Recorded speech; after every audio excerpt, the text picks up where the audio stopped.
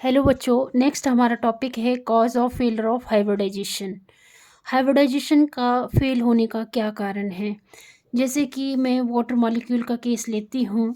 Water molecule में हमें पता है ऑक्सीजन क्या है, सेंट्रल मेटल एटम है और एटॉमिक नंबर इसका 8 होता है और इसकी इलेक्ट्रॉनिक कॉन्फ़िगरेशन 1s2 2s2, जैसे कि आपको पता है 1s2 2s2 2p4 होती है।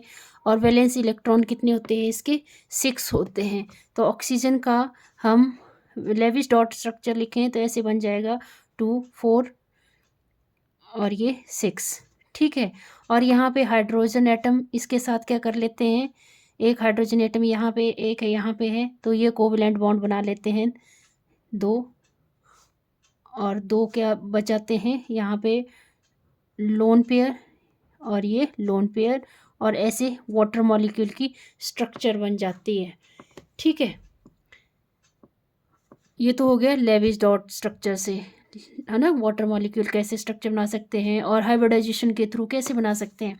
जैसे ऑक्सीजन का एटॉमिक नंबर होता है 8 और इलेक्ट्रॉनिक कॉन्फ़िगरेशन, अगर ग्राउंड स्टेट में ऑक्सीजन की इलेक्ट्रॉनिक कॉन्फ़िगरेशन देखें तो यहाँ 1s, यहाँ 2s, यहाँ पे 2p।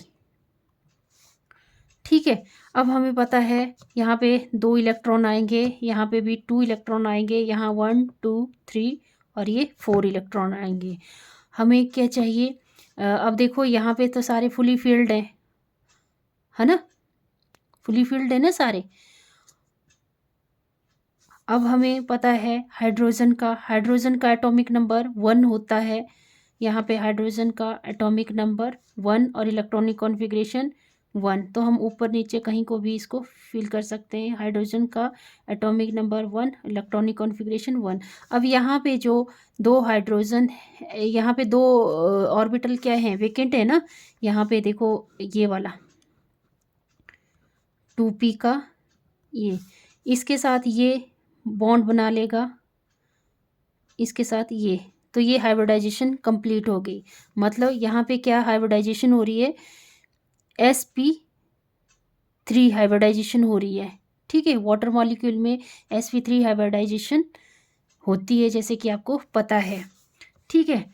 अब मेरे बताने का मतलब ये है कि जो वाटर मॉलिक्यूल है, यहाँ पे जैसे यहाँ 2 बॉन्ड बन रहे हैं, 2 तो कोवैलेंट बॉन्ड बन रहे हैं, पर 2 क्या हैं, ये फुली फील्ड हैं, तो ये क्या बन रहे हैं, यहाँ पे लोन पेयर बन रहे हैं।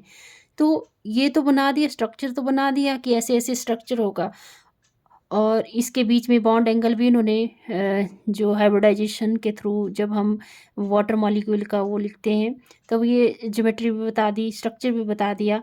बट ये नहीं बता सके वो कि यहाँ पे जैसे lone pair bond pair repulsion कैसी होती है, बॉन्ड पेयर रिपल्सन कैसी लेस होती है, ये मोर होती है, और bond pair lone pair repulsion उससे कम होती है। तो ये था कॉज यहाँ पे हाइब्रिडाइजेशन का फेल होने का। ठीक है, तो यहाँ पे मैं लिख देती हूँ कि क्या क्या था। In water molecule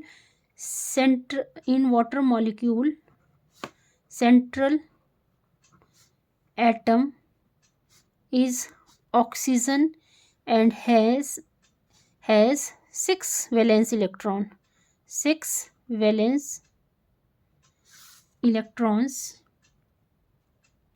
6 valence electrons. out of these 2 form bonds, 2 क्या कर लेते हैं, बॉन्ड फॉर्म कर लेते हैं, एक ये 2 form bonds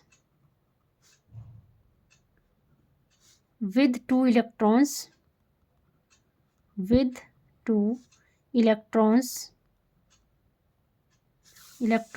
of 2 hydrogen atom. यहाँ पे 2 जो वैलेंस इलेक्ट्रॉन बचे थे, 6 ऑक्सीजन के 6 वैलेंस शेल में क्या 6 वैलेंस इलेक्ट्रॉन होते हैं, जिसमें से 2 क्या बचे थे, 2 जो मतलब हाइब्रिड नहीं हुए थे, तो ये हाइड्रोजन एटम के साथ क्या हाइब्रिडाइजेशन करके हाइब्रिड हो जाते हैं, मतलब ठीक है। और रिमेनिंग 4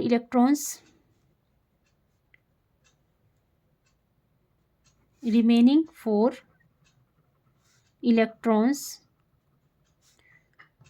फॉर्म, जो बचे ये दो पेयर ऑफ इलेक्ट्रॉन्स बचे, ठीक है, मतलब 4 इलेक्ट्रॉन्स जो बचे वो क्या फॉर्म करेंगे, टू फॉर्म 2 लोन पेयर्स, ठीक है। So water contains 2 bond pair and 2 lone pair, ठीक है। in water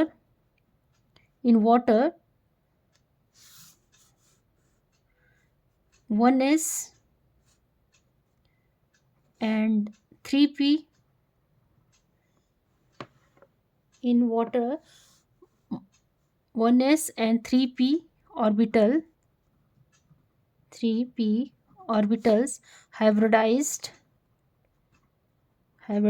to form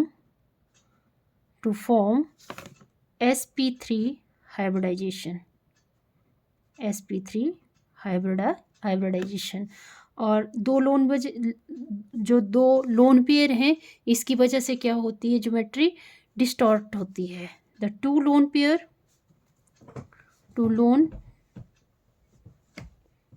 pair distort the geometry of molecule।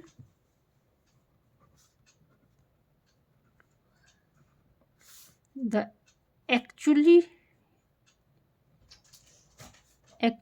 the shape of water molecule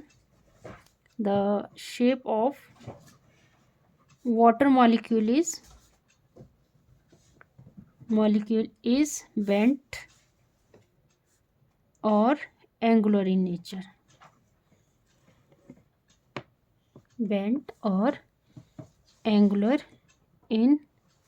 nature।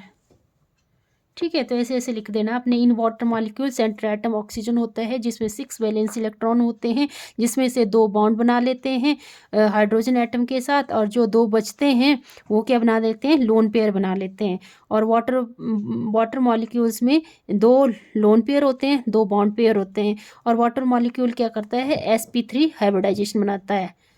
इसमें हाइब्रिडाइजेशन कितने की होती है, sp3 हाइब्रिडाइजेशन होती है। और 2 लोन पेयर होने की वजह से इसमें क्या होती है, 2 लोन पेयर होने की वजह से इसमें जो ज्योमेट्री है वो डिस्टॉर्टेड होती है। और एक्चुअली शेप कैसे होती है इसकी, बेंट और एंगुलर इन नेचर।